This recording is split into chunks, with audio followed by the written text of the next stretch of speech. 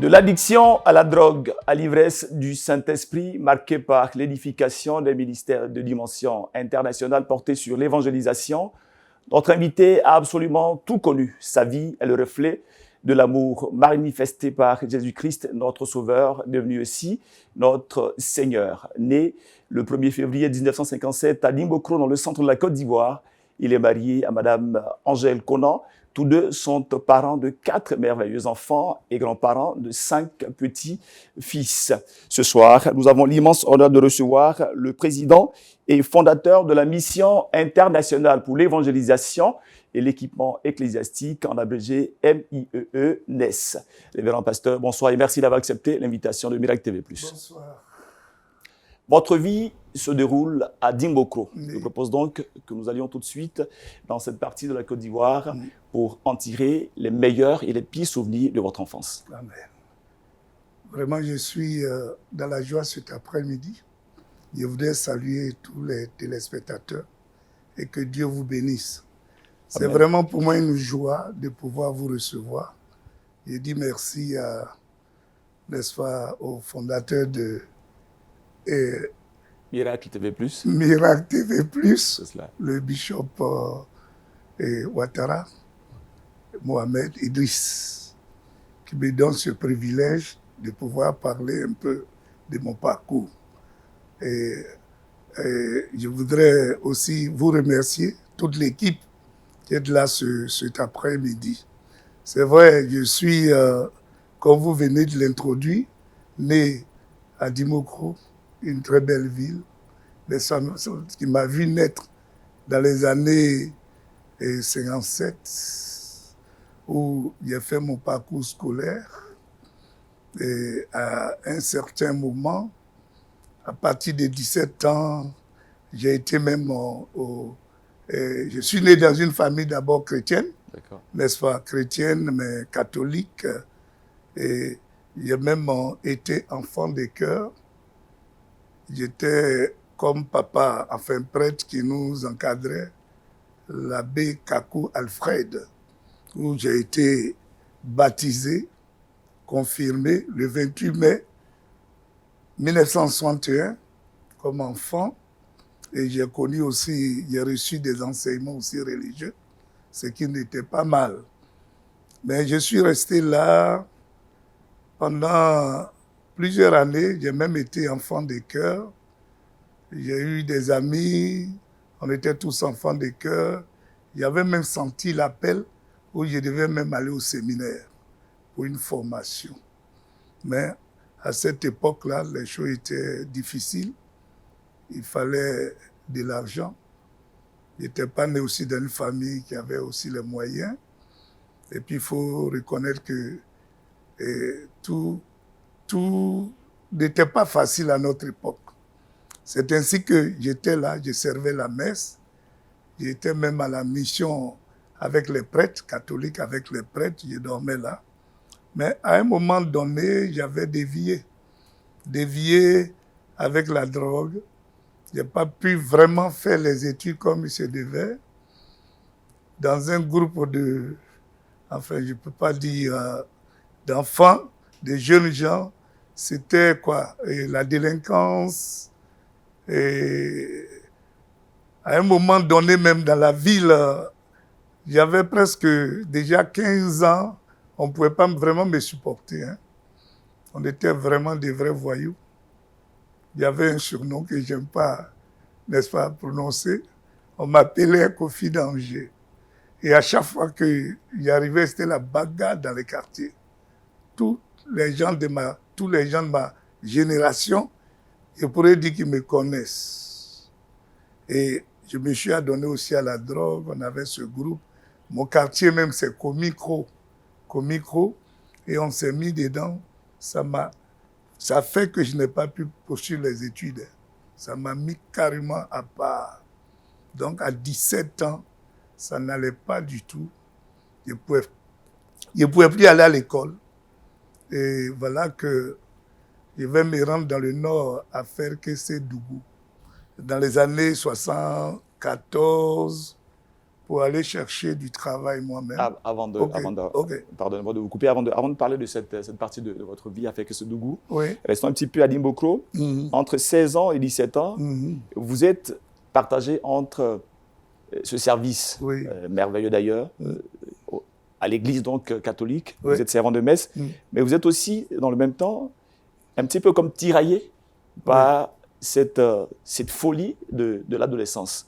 Finalement, vous êtes, vous l'avez dit, hein, vous êtes poussé à toucher à un interdit, à une drogue.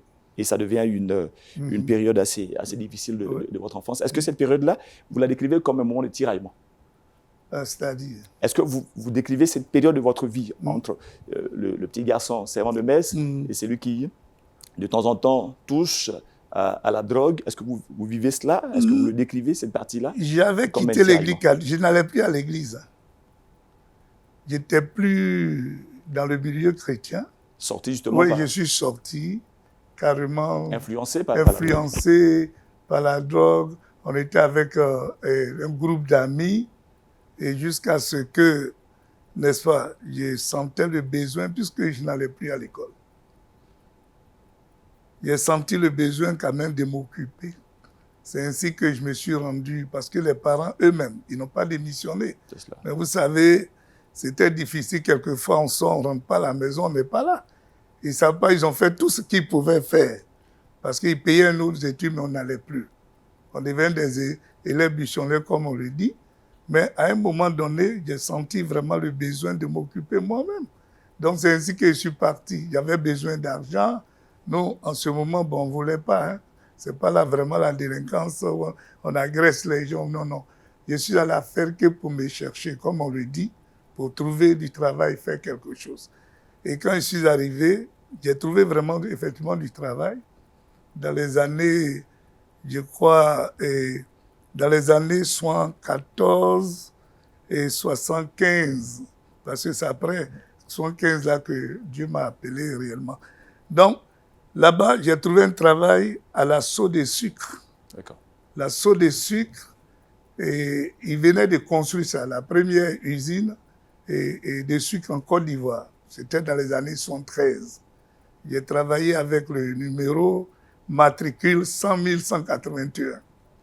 Voilà. Et j'étais au service des ponts et chaussées, n'est-ce pas? Et j'étais tout jeune. On avait un blanc qui était le grand patron. Il m'a nommé comme un commis pointeur. Et voilà, j'ai travaillé là-bas. C'était pas tellement ça là-bas. C'est là-bas même que la drogue s'est empirée même. Parce que tous les fins du mois, quand on me paye, je paye la drogue parce que je devais gérer et pointer les ouvriers. Et vraiment, je vous dis que les ouvriers avaient souffert vraiment avec moi. Et justement, de ce qu'on a pu noter dans vos archives, vous n'étiez pas très sympathique avec les ouvriers. Non, la drogue. Vous pratiquiez des ponctions délibérées sur les heures de travail. Et bon, moi, ça me faisait rire, quoi. Les vieux, à la fin du mois, ils ne les trouvaient pas. Je vois un vieux qui est fatigué, il se repose. Je dis, bon, je coupe. Je notais pas bien ces vieux. Felke Sédougou, était-ce pas aussi un besoin de sûreté, de sécurité? À Dimbokro, on vous connaissait un petit peu, on connaissait aussi ce groupe auquel vous apparteniez, Dimbo Star. Oui. Est-ce qu'en quittant Dimbokro... Non, pas Dimbo Star, un orchestre dans le quartier. Dimbo Star, ça c'est des aînés, on les approchait, on était là, comme tout groupe, les gens leurs petits, comme on le dit, on était là. Mais c'est après faire que je suis venu que j'ai commencé à les approcher. Même à faire que d'abord on avait un groupe, un orchestre, on jouait même là-bas. J'ai quand même aussi des photos. Hein. On jouait là-bas, j'avais 17 ans en ce moment. Et la drogue et tout ça, c'est quand je suis arrivé à Dimbokro. Parce qu'après, faire que j'avais été très malade. Racontez-nous l'histoire de cette maladie. Oui, un après-midi, on finissait, avant de travailler les samedis. On avait fini le travail et on rentrait, parce qu'on était à peu près à une vingtaine, 25 km, 31 km de la ville de Ferké, où se trouvait le complexe sucrier. Donc, quand on rentrait ce soir-là, cet après-midi, j'ai senti un sommeil. D'abord, même ma tête me démangeait, mes cheveux. Quand je grattais, mes cheveux tombaient. Je ne sais pas ce qui se passe. Donc, quand on est rentré à la maison, je suis rentré à la maison ce soir-là, je me suis couché, j'ai eu un sommeil. Après, je ne pouvais plus me lever. Tous mes membres étaient comme paralysés. C'est ainsi que des amis, des frères, des collègues m'ont pris pour aller à la gare du train, parce qu'en ce moment, c'est le train qui reliait Burkina, et c'était la haute volta à notre temps, jusqu'à passant par Dimokro et jusqu'à Abidjan. Donc, ils sont venus me mettre dans le train pour que je vienne mourir à Dimokro. Donc, quand je suis descendu, on est parti de Ferké vers les 23 heures. En ce moment, le train arrivait à Dimokro vers les 4 heures, 5 heures du matin. Donc, quand je suis arrivé, quelqu'un m'a aidé à descendre. J'ai marché, parce que de la gare, mon quartier, c'était pas loin, c'est Komikou. Donc, j'ai marché jusqu'à la maison. Dès que je suis rentré à la maison, j'ai tapé à la porte. Papa a ouvert la porte. Et quand ma maman m'a vu, elle s'est mise à pleurer.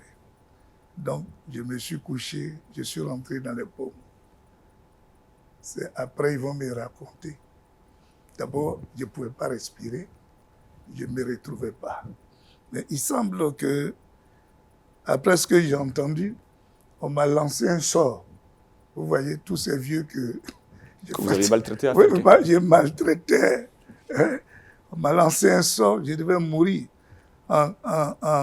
En xénophone, on appelle ça le coroti, n'est-ce pas? On peut t'envoyer une petite guêpe ou bien une abeille, et c'est comme ça s'est passé. Donc, les gens m'ont traité, et quand j'ai été guéri, j'ai dit, je retourne prendre quoi? Mes bagages, et c'est ainsi que je suis revenu à, comment on appelle, à Dimokro. Donc, et en 74-75, j'ai pu trouver un travail, encore à Dimokro, un travail à l'usine Utexi, une usine au textile où on fabrique les pagnes et tout ça.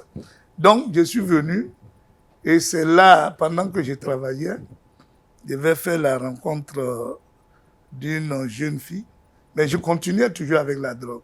Je m'approchais du groupe, n'est-ce pas, de cet orchestre. Je vais croiser cette jeune fille qui venait à Dimokro. Elle était venue pour passer les vacances. Donc, vous savez, en tant que jeune, on voulait quand même aller avec elle. Je voulais aller avec elle. Donc, je l'ai approchée. À chaque fois qu'elle me parle de Dieu, je suis terrorisé même. Je ne sais pas si je sentais comme si il y avait quelque chose qui me bloquait. Je dis, mais elle a quelque chose de spécial. Vous avez une forme d'emprise sur vous. Oui, oui. C'est la première fois que je voyais ça. Non, mais elle m'aimait. Moi aussi, je l'aimais. Elle l'acceptait. On pouvait se promener jusqu'à ce qu'une soirée, un jour, on devait jouer à la RAN Hotel. Et il y avait la RAN à la gare de train. Et il y a un hôtel au-dessus où les gens faisaient les manifestations. Ce soir-là, pour pouvoir la voir, j'ai dit, bon, écoute Martine, je t'invite à la soirée. Ce soir, on doit jouer. Bon. Elle a dit, oui, je veux bien, mais moi aussi, je t'invite demain à l'église.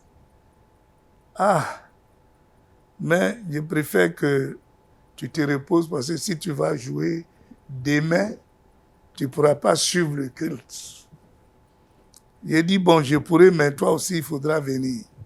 Bon, On est restés, nous sommes séparés. Mais je vous dis qu'à 18 h, il y a eu un sommeil. J'appelle cela le sommeil d'Adam. Je ne sais pas d'où est venu ce sommeil. J'ai dormi. Pourtant, j'avais dit aux gens à la maison, vous me réveillez parce qu'à telle heure, je dois aller à une soirée.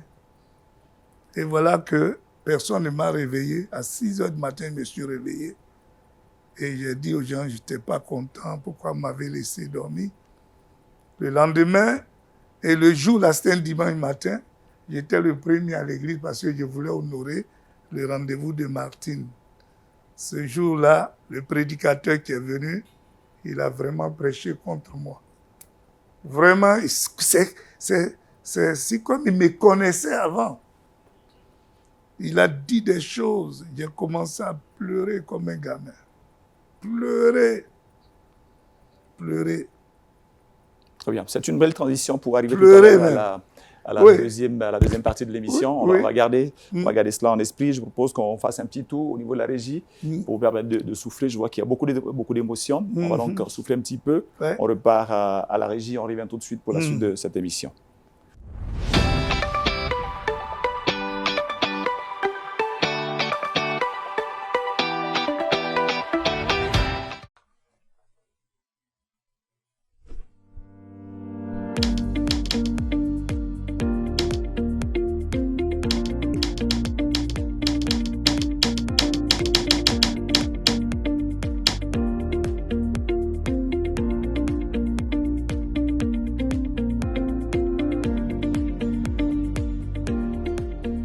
Désormais, toute l'actualité de MTV+, disponible en un seul clic. Miracle TV+, met à votre disposition une nouvelle plateforme pour vous permettre de regarder en direct tous vos programmes favoris.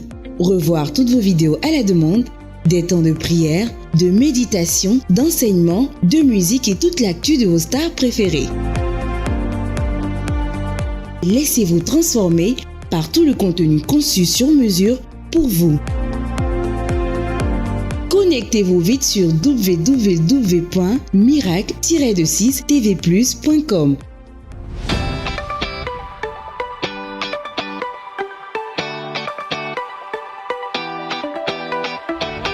Nous sommes de retour sur le plateau d'Itinéraire, votre magazine consacré aux icônes de notre temps. Et vous le savez, nous recevons depuis quelques minutes le révérend pasteur Antoine Kofi Konan, notre invité de ce jour, nous parle avec tellement d'émotion de son enfance passée entre Dimbokro et Sédougou. Pasteur, nous repartons tout de suite avec cette histoire envoûtante. Vous parliez à l'instant de Martine, cette jeune dame que vous avez courtisée de façon claire et nette, mais qui avait une autre intention. Vous, elle souhaitait vous emmener au Seigneur. Au Seigneur, oui. Que se passe-t-il pour la suite? Ok. À la suite, le dimanche, là, le pasteur avait prié pour moi.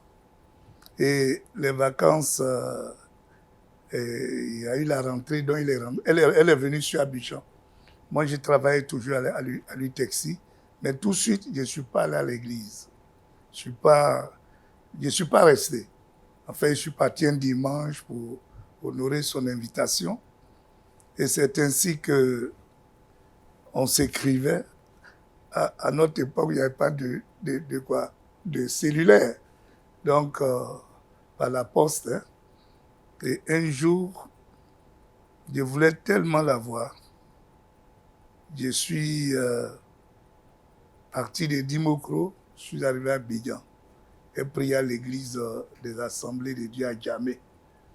À notre époque, la gare là, que vous voyez là, avant c'était le cimetière. Hein. Très bien. Il n'y avait même pas de cimetière. Il fallait traverser ça. Quand je parle même, il n'y avait même pas une voiture, c'était la brousse. Les gens même étaient agressés. Pour l'amour de Martine, vous avez bravé l'obscurité, vous êtes allé jusqu'à...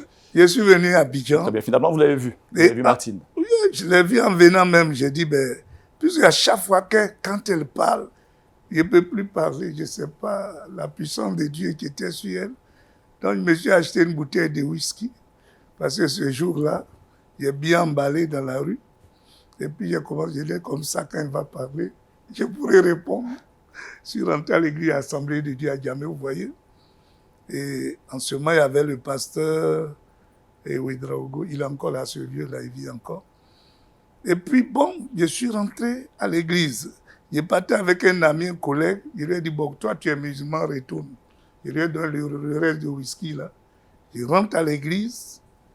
Et puis, à un moment donné, j'ai entendu les gens prier. C'était comme un tonnerre. Je me suis levé, je voulais fuir. C'était la première fois que je rentre dans une église vivante. Et j'ai senti une force me bloquer sur ma chaise. Ah là, ce jour-là, c'était ce pasteur-là, je ne sais pas qui avait prêché, mais en tout cas, c'était le feu. Très bien. On va retenir donc que Martine, avec sa propre méthode, a réussi à vous attirer progressivement au Seigneur. Ok, j'ai fini.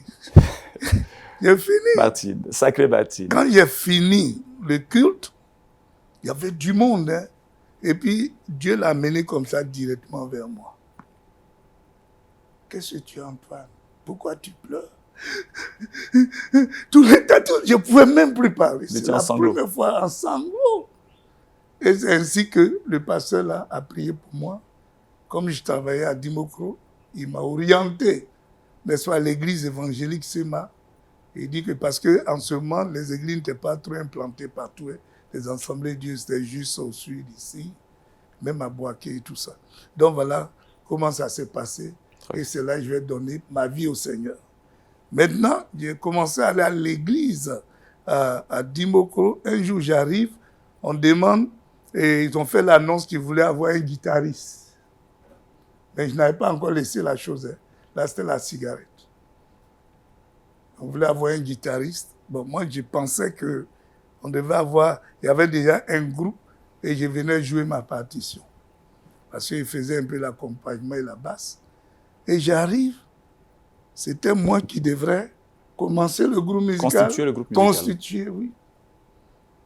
J'ai accepté, mais je ne connaissais pas les chants et tout ça.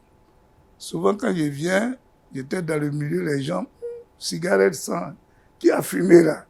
Mais j'ai béni Dieu, parce qu'ils savaient que c'était moi.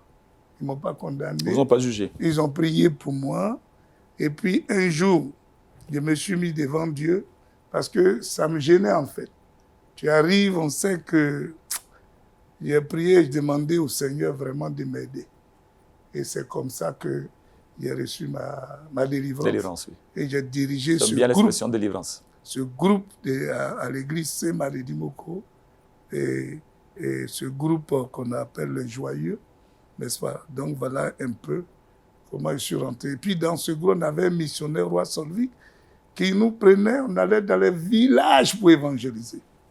Dans nos groupes musicaux, à chaque fois quand on joue, les villageois sortaient. Et c'est comme ça que j'ai été impacté dans le domaine de l'évangélisation. J'ai beaucoup travaillé dans les villages. Très bien.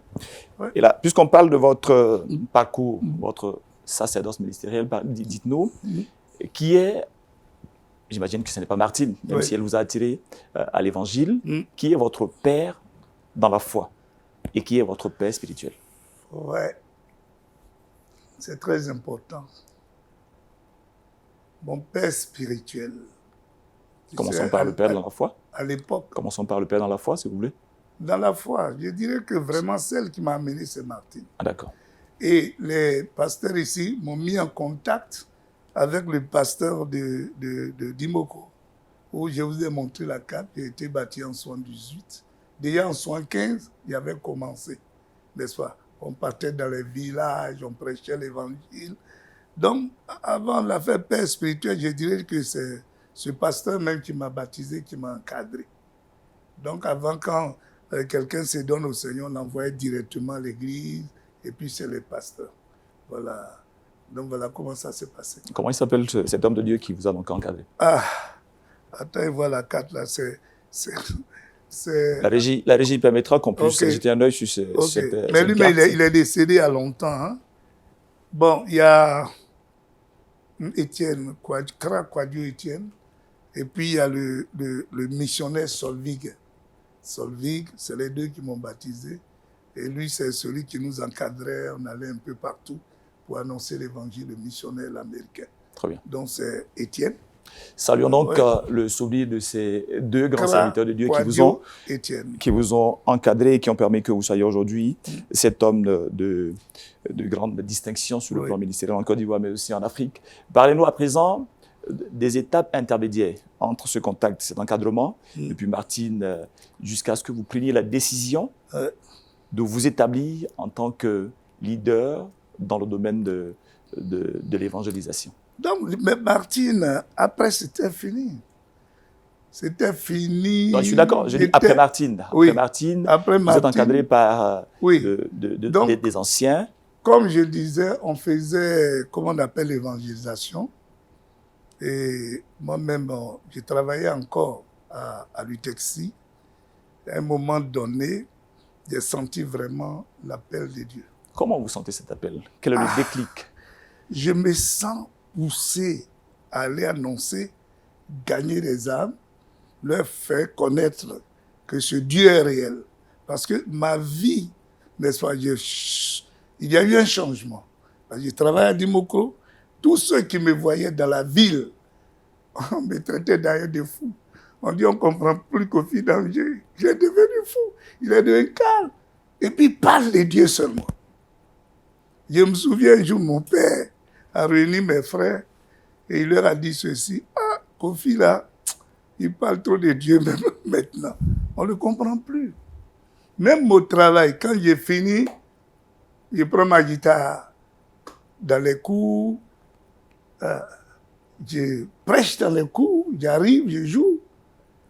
Tous mes amis ont commencé à se séparer de moi. Et puis, bon, à un moment donné, quand mon père a dit que c'est pas qu'est-ce qui lui arrive, vous savez, avant, on disait quand tu lis trop la Bible, tu deviens fou. C'est ce que les gens disaient. Hein? Donc moi, je pensais que c'était la chose là, la folie là, qui me prenait quoi. Vous ne pouvez pas comprendre. Prier pour les gens dehors et tout ça. Ça, c'est dans les années 77 déjà. Hein? J'ai dérangé les gens, même au travail.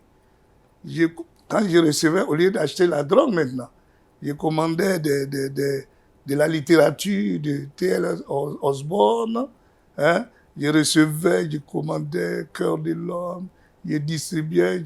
À un moment donné, j'avais pris un petit groupe, hein, un groupe de jeunes qui m'accompagnaient dans la rue, au travail. Hein?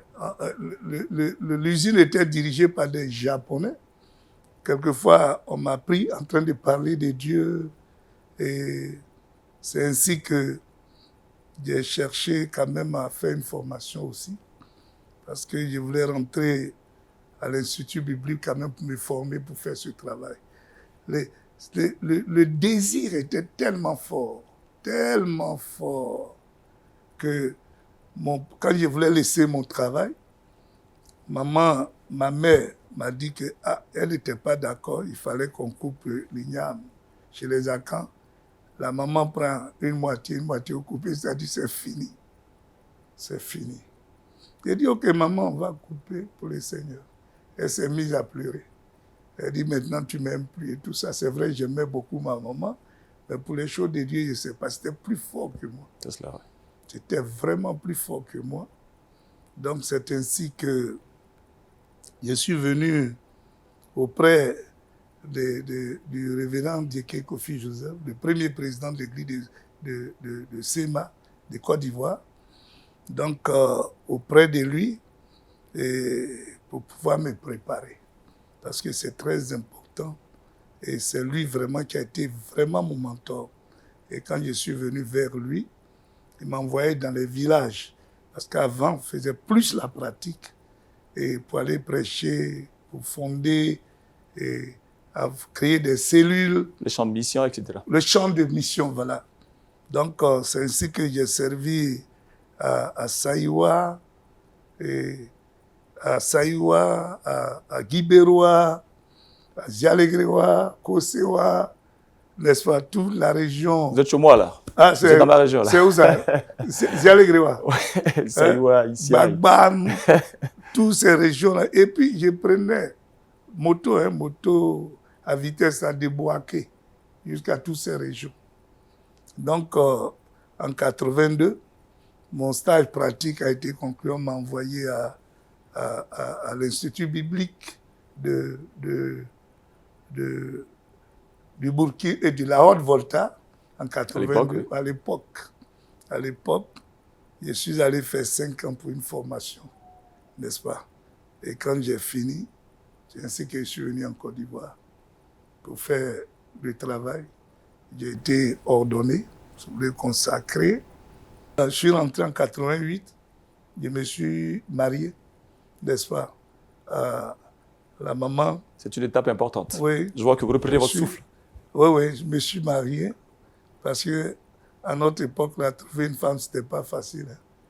Les gens, les femmes, là, n'aimaient pas trop les hommes de Dieu. Hein, parce qu'on dit qu'il n'y a pas l'argent dedans. Hein? Et puis, la façon aussi, vraiment, Dieu a béni cette génération. Je remercie le Seigneur. Ce n'était pas facile. Ce n'était pas facile. Et je l'ai vu, c'est son grand-père qui est le président de l'église. C'était une jeune fille qui était venue, comme je servais le vieux, je l'avais vu. Et puis c'est ainsi que j'ai prié. Le Seigneur m'a amené d'abord en passant par son grand-père. N'est-ce pas, je vais aller directement. Et puis bon, il dit, bon, on n'a qu'à prier. Et voilà aujourd'hui. C'est depuis le 1er avril 1989, nous sommes ensemble et Dieu nous a bénis. Elle aussi, elle sert le Seigneur. Voilà, un peu. Donc, vous êtes donc le fondateur et le président de cette grande église dont j'ai parlé en termes de mon propos. Dites-nous, en termes de chiffres, la mission internationale pour l'évangélisation et l'équipement ecclésiastique, qu'est-ce que ça donne en termes de chiffres? Combien de membres? Combien de représentations? Ok, je bénis Dieu. Hein. La vision que Dieu m'a donnée en tant que leader, c'est de pouvoir former, n'est-ce pas, tout chrétien. D'abord, encourager, former ceux qui ont un appel, en vue de pouvoir aller, eux aussi, implanter pour gagner aussi des âmes et les former dans le but d'aller gagner aussi d'autres âmes, ben, pour les ouvriers, enfin ceux qui reçoivent des appels, au lieu de les garder avec moi, n'est-ce pas? Je les équipe, leur donner la formation solide. Quand l'Esprit de Dieu est venu, ce n'était pas seulement pour les pasteurs. C'est un groupe de personnes. Ils étaient dans la chambre haute et ils ont reçu. Mais à un moment donné, on remarque que les apôtres se sont appropriés. Ils étaient dans la maison. Oh, Dieu avait donné cette parole. Vous recevrez quoi? Une puissance survenant sur vous pour faire quoi? Aller annoncer. Merci de nous suivre. Vous êtes à Itinéraire et notre invité ce soir nous donne droit à un véritable coup d'histoire des religions. Révérend, nous attaquons la 3e partie de cette émission. Dites-nous en une phrase votre passage de l'église pionnière, l'église SEMA, à celle que vous avez fondée vous-même, la Millonnaise. Et qu'est-ce qui s'est passé exactement? Pourquoi êtes-vous parti de l'église SEMA? Ok. À l'église SEMA, non seulement j'avais été surintendant, mais je m'occupais de l'évangélisation. Mais avant que je sois le responsable d'évangélisation, j'étais allé faire une formation au Zaïre, RDC maintenant. L'actuelle République démocratique du Congo. Dans les années 96. Et quand j'ai fini, je suis rentré en Côte d'Ivoire où on m'a mis à l'Institut biblique où on forme les pasteurs. Mais cette vision encore Dieu. Parce que quand j'étais au Congo, j'avais fait un songe. Et ce songe, c'est comme j'étais dans un grand champ de maïs. Je cassais les épis, j'enlevais les feuilles, mais il n'y avait pas de grains. Et Dieu va me dire, après je ne comprenais pas, Dieu va me dire, ah, tu as beaucoup évangélisé, mais il n'y a pas de fruits. C'est une forme de stérilité au niveau de... Oui, c'était un très grand champ. J'ai fait beaucoup de croisades. Hein. J'ai mis des hommes qui venaient, on prêche, mais il n'y a pas vraiment un résultat.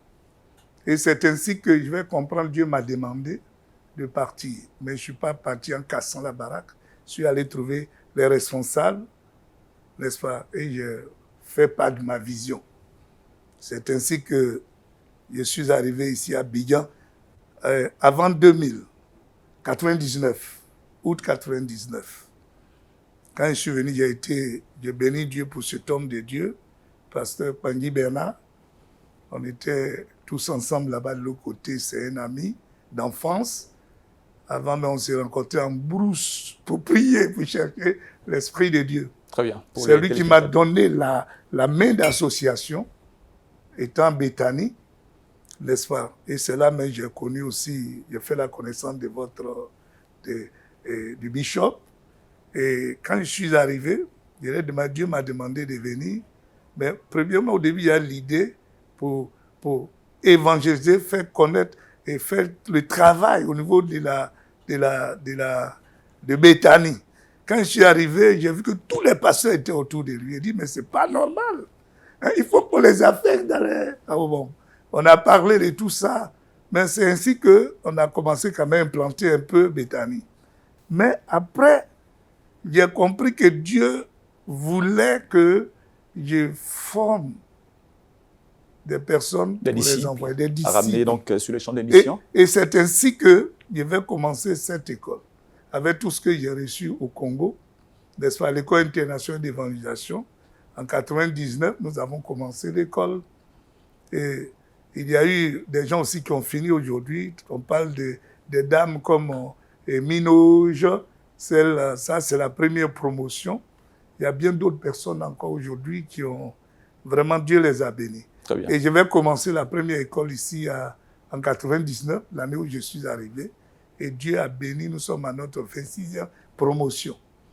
Et j'ai vu que depuis que j'ai commencé cette école, la vision que j'avais vue au Congo s'est accomplie parce qu'aujourd'hui, je vois la réalisation, les traces. Les gens d'autres ont fondé des œuvres et c'est ainsi que nous avons reçu un Burkinabé qui est venu pour la 10e promotion se former ici. Et quand il a fini, lorsqu'il est rentré au Burkina, en tout cas, Dieu l'utilise. Il a près de 5000 personnes qui rassemblent. Très bien. Dans la région de Horodara. Et quand j'ai vu son travail, il m'a fait appel. Je suis allé le consacrer, prophète et tout ça. Mais j'ai compris que lui seul, il ne peut pas faire le travail. Il faut déjà qu'on forme des gens en vue de pouvoir l'aider. Et nous avons formé, on a établi une école. Aujourd'hui, ils viennent de finir. Ils sont à leur 7e promotion. Et je suis allé parce que, encore à Bobo-Dioulasso, pour qu'on ait quelque chose en ville. C'est cela. Donc l'année dernière, nous avons commencé avec 33. 33 que nous venons de finir. La formation, ils ont fini.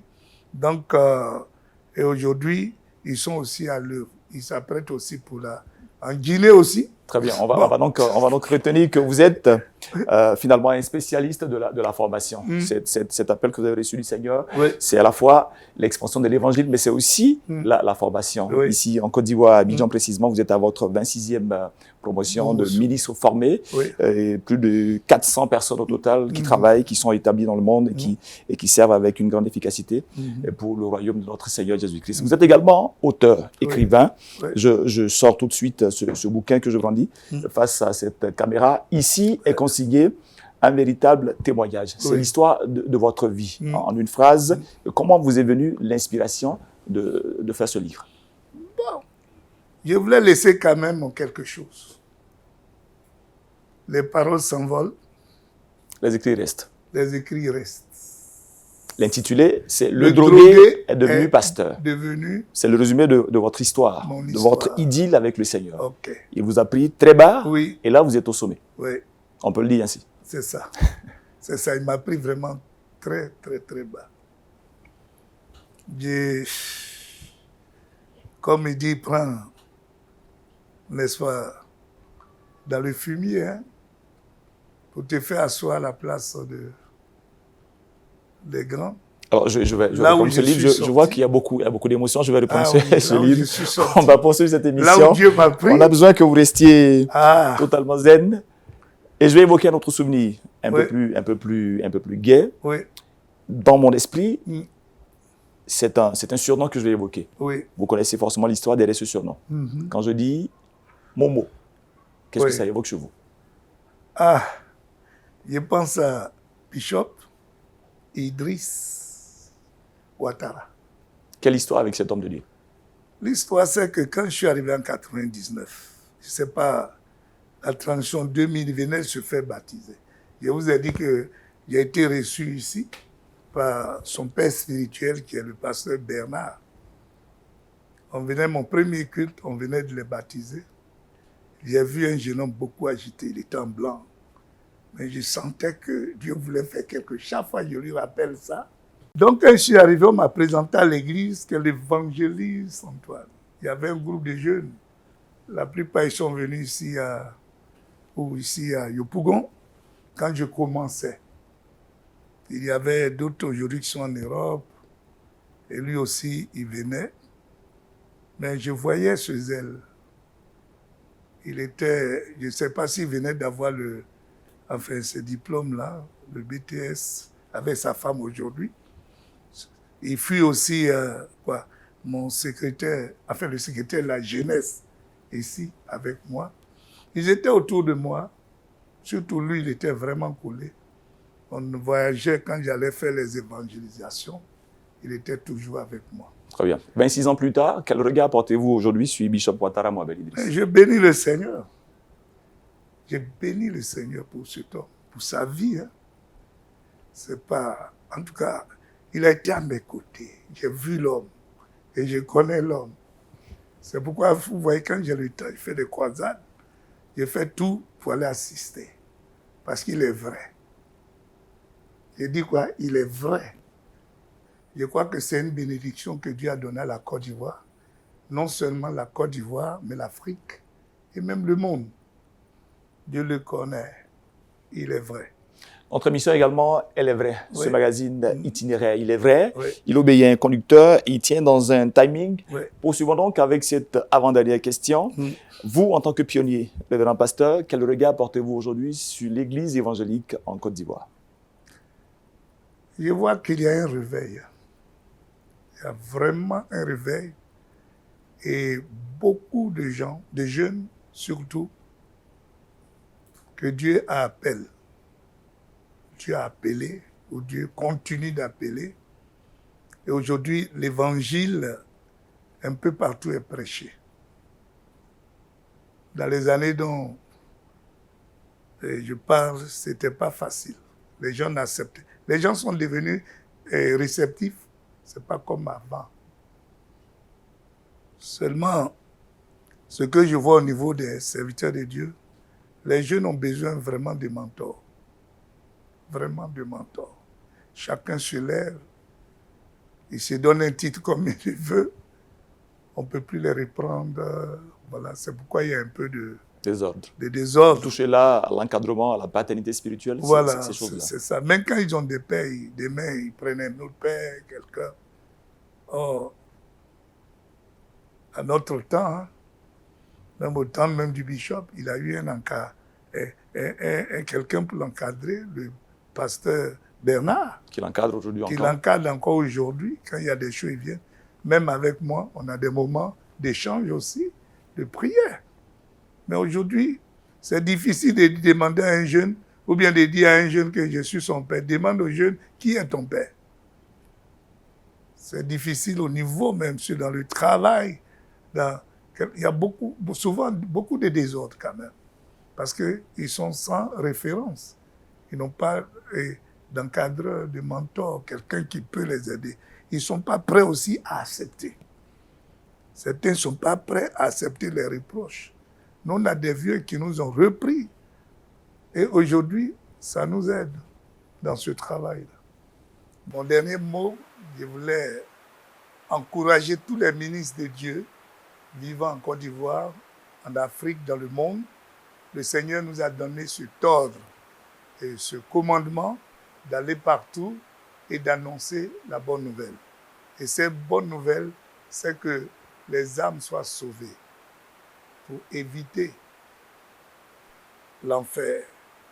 Et il dit, crois au Seigneur Jésus et tu seras sauvé. Nous avons la vie éternelle. Et c'est le message même quand Christ est venu, la Bible dit, qu'il partait partout. Il dit, qu'il est venu pour chercher ce qui était perdu. À cause de la perdition des hommes, à cause de leur perdition, d'autres adorent les bois, les marigots et les pierres. Et tout ça, nous devons les gagner pour qu'ils adorent le vrai Dieu. Donc, j'encourage tous serviteurs de Dieu, tous ministres du Seigneur, de penser à l'évangélisation. C'est vrai.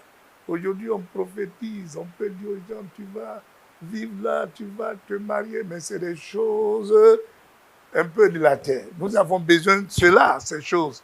Mais la mission que Dieu nous donne, l'évangélisation, gagner des âmes, les amener à recevoir la vie éternelle pour que nous puissions nous retrouver demain dans la grande réunion de tous les croyants auprès de notre Seigneur.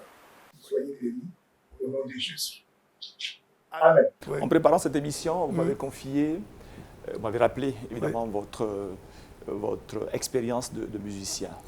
J'aurais souhaité que sur ce plateau, vous puissiez gratter un petit peu votre légendaire guitare. Malheureusement, j'ai oublié ma guitare là. Malheureusement, la et puis les doigts là, c'est plus comme avant. D'accord. On va trouver un plan B. Vous allez nous fredonner un titre tiré de votre... Bon, je voudrais chanter ce chant-là qui dit Fier du mensonnier.